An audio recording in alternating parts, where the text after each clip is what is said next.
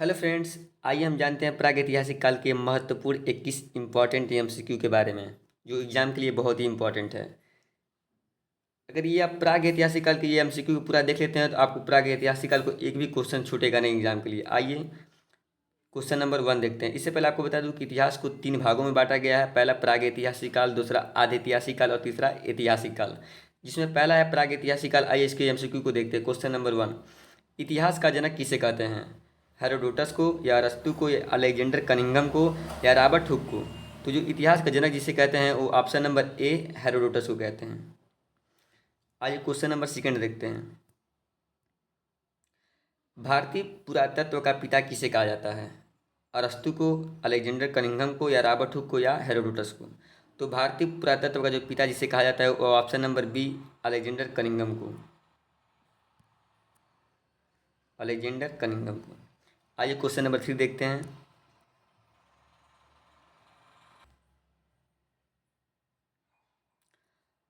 मानव द्वारा पाला गया प्रथम जानवर कौन सा था? बैल, कुत्ता, गाय या हाथी? तो मानव द्वारा पाला गया जो प्रथम जानवर था वो था ऑप्शन नंबर बी कुत्ता। आइए क्वेश्चन नंबर 4 देखते हैं। किस काल को माइक्रोलिथ कहा जाता है? पूरा पाषाण काल को, या मध्य पाषाण काल को, या नव पाषाण काल, या सिंधु सभ्यता को? तो माइक्रोलिथ जिस काल को कहा जाता है वो ऑप्शन नंबर बी मध्य पाषाण काल को। आइए क्वेश्चन नंबर 5 देखते हैं।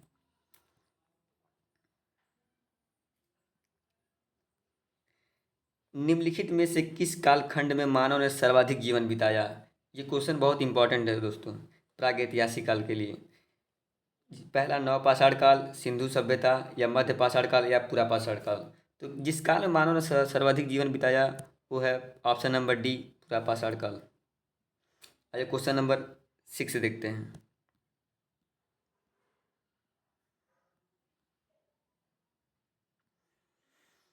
मानव द्वारा खोजी गई सबसे पहली धातु कौन सी थी? अगर ये इसका आंसर आपको पता होगा तो कमेंट में जरूर बताइएगा। तांबा, चांदी, या सोना, या लोहा? तो मानव द्वारा खोजी गई जो सबसे पहली धातु थी वो थी तांबा, ऑप्शन नंबर ए। आइए क्वेश्चन नंबर 7 को देखते हैं। सबसे पहले चावल का के साक्ष्य कहाँ पर देखने को मिले? कोल्हीवा में, या मेहरगढ़, या बुरजूहम, या धौलावीरा? तो सबसे पहले चावल का जो साक्ष्य देखने को मिले हैं वो ऑप्शन नंबर ए कोल्हीवा में देखने को मिले हैं। आइए क्वेश्चन नंबर 8 देखते हैं। आग का आविष्कार किस काल में हुआ? ये तो क्वेश्चन बहुत ही इंपॉर्टेंट है दोस्तों, ये हरदम पूछता है आग का आविष्कार किस काल में हुआ है। तो आप बताइए, पूरा पाषाण काल, या नव पाषाण काल, या मध्य पाषाण काल, या ताम्र पाषाण काल? तो जो आग का आविष्कार हुआ था वो ऑप्शन नंबर ए पूरा पाषाण काल में। आइए क्वेश्चन नंबर 9 देखते हैं। पहिए का आविष्कार किस काल में हुआ था? पूरा पाषाण काल, या नव पाषाण काल में, या ताम्र पाषाण काल में, या मध्य पाषाण काल में? तो जो पहिए का आविष्कार हुआ था ये ऑप्शन नंबर बी नव पाषाण काल में हुआ था दोस्तों। आइए क्वेश्चन नंबर 10 देखते हैं। कहाँ पर मानव गड्ढे खोद कर निवास करता था? कोल्हीवा में, या मेहरगढ़, या बुरजूहम में, या धौलावीरा में? तो जिस मानव ने गड्ढे खोद कर जहाँ निवास करता था वो ऑप्शन नंबर सी बुरजूहम में। आइए क्वेश्चन नंबर 11 देखते हैं। भीमबेटका की गुफाएं किसके लिए प्रसिद्ध हैं? भीमबेटका की गुफाएं किसके लिए प्रसिद्ध हैं? पहला खनिज, दूसरा बौद्ध प्रतिमाएं, या सी गुफाओं के शैल चित्र, या इनमें से कोई नहीं? तो भीमबेटका की जो गुफा जिसके लिए प्रसिद्ध हैं वो है दोस्तों ऑप्शन नंबर सी गुफाओं के शैल चित्र। गुफाओं के ऑप्शन नंबर सी शैल चित्र। आइए क्वेश्चन नंबर 12 देखते हैं।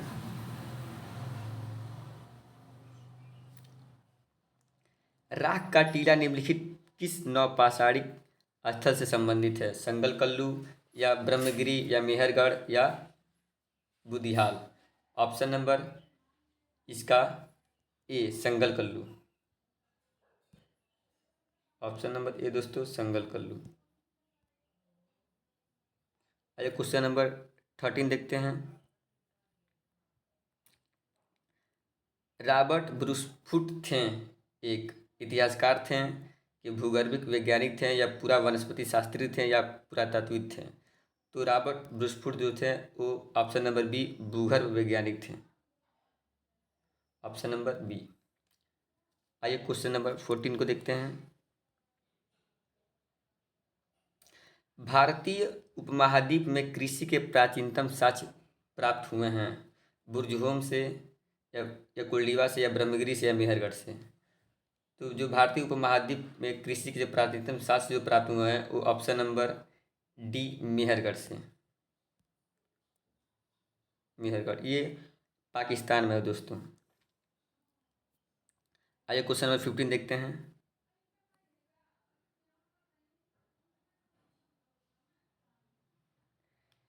हड्डी से निर्मित आभूषण भारत में मध्य पाषाण काल के संदर्भ में प्राप्त हुए हैं कहाँ से?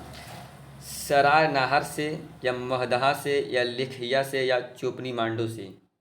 तो इसका ऑप्शन नंबर बी हो जाएगा महदहा से। ऑप्शन नंबर बी महदहा से। आइए क्वेश्चन नंबर 16 देखते हैं। निम्नलिखित में से किसको चालकोलिथिक युग भी कहा जाता है? पूरा पाषाण काल युग को, या नव पाषाण युग को, या ताम्र पाषाण युग को, या लौह पाषाण युग को? तो जो इसका आंसर होगा दोस्तों option number C. Option number C ताम्र पाषाण काल को, ताम्र पाषाण युग को। आइए क्वेश्चन नंबर 70 देखते हैं। भारत में किस शैलाश्रय से सर्वाधिक चित्र प्राप्त हुए हैं? घघरिया से, या भीमबेटका से, या लेखिया से, या आदमगढ़ से? इसका जो ऑप्शन नंबर बी है भीमबेटका से। Option number B. आइए क्वेश्चन नंबर 18 देखते हैं। एक ही कब्र में 3 मानव कंकाल निकले हैं। ये बहुत इंपॉर्टेंट दोस्तों, इसको देख लीजिए। एक ही कब्र में 3 मानव कंकाल निकले हैं दमदमा से, या महदहा से, या भीमबेटका से, या सराय नाहर से? जो ऑप्शन नंबर बी और 1 है, ए है दोस्तों, ये बहुत ही कंफ्यूज करता है, दमदमा या महदहा से। इसका जो ऑप्शन नंबर जो 1 है दमदमा से। आइए क्वेश्चन नंबर 19 देखते हैं। भीमबेटका की गुफाएं कहाँ स्थित हैं? भोपाल, या सिंगरौली, या अब्दुल्लागंज रायसेन, या पंचमढ़ी से? इसका जो ऑप्शन नंबर सी है अब्दुल्लागंज से, Raisen, Abdullaganj Raisen, option number C. आइए क्वेश्चन नंबर 20 देखते हैं।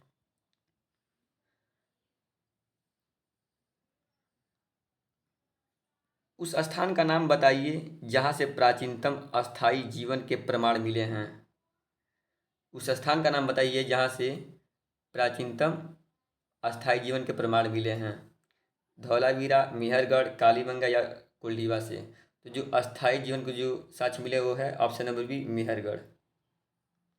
मेहरगढ़। या आइए लास्ट क्वेश्चन 21 देखते हैं। निम्नलिखित में से किस स्थल में मानव कंकाल के साथ कुत्ते का कंकाल की समाधान प्राप्त हुए हैं? चिरांद, या बुर्जहोम, या ब्रह्मगिरी से? अगर इसका आंसर आप लोग दोस्तों पता होगा तो कमेंट में जरूर बताइएगा। तो जहाँ से प्राप्त हुए हैं इसका option number B. Option number B Burzahom से। तो ये हमारा लास्ट क्वेश्चन था। आपको लगता होगा दोस्तों कि आपको ये वीडियो समझ में आया होगा। अगर थोड़ा भी वीडियो आपको हेल्पफुल लगा होगा तो मेरे चैनल को मेरे इस वीडियो को लाइक और मेरे चैनल पर नए हो तो सब्सक्राइब जरूर कीजिएगा। तब तक मिलते हैं नए वीडियो में दोस्तों।